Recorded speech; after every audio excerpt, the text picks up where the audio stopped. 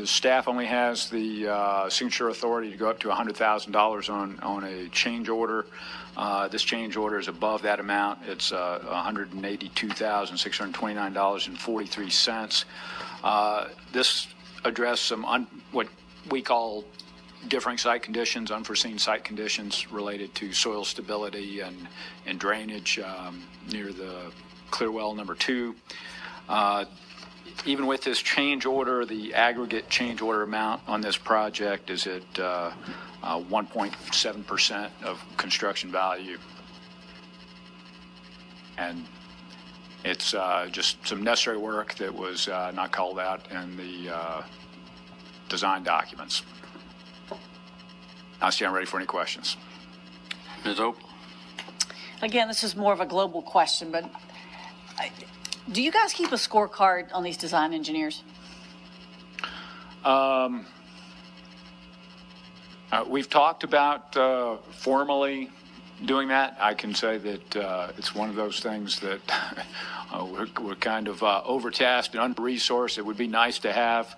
But we kind of have an informal scorecard. Well, but this, I would say, change order amount of 1.7% is not anything that I would say is a big issue. Correct, but we can list a long litany of projects where oops means time, money, redesign, resources, and it feels that the end of the line, sometimes you are the ones who have to take the brunt of mistakes or oversights or lack of attention that was way at the beginning of the project, because whoever was in charge of that in the design engineer that you contracted.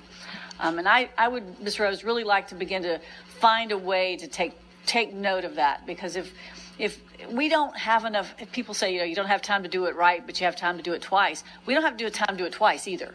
And we need to become more efficient. We need to hold these design engineers accountable.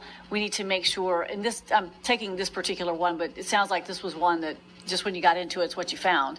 This is not a huge defect, but I understand what you're saying. We do have some where the engineering has not met our standards, and I can assure you, moving forward, we are trying to give folks that do not meet our expectations, they get less work. And I am unaware. And folks that do get more work. Because don't they have I've forgotten the name of the insurance that they're supposed to cover? Errors and omissions. Errors and omissions. Have we ever gone back against one of these design engineers for errors and omissions during your watch?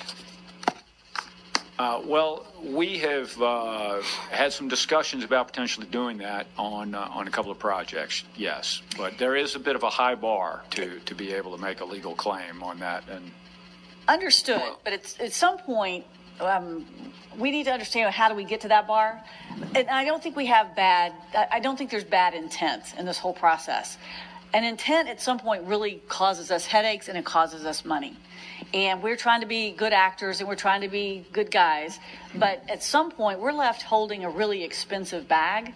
And especially in some of these projects that the delays come in and Chaparral is one that we talk about. Some of those folks didn't make it through it. And there were just things we didn't know about, things that just didn't happen. So I think there are just some ways that we need to begin to be a little bit more attentive as to who's with us and who's doing the high quality work and who's just doing the work. So for what it's worth. All right, Mr.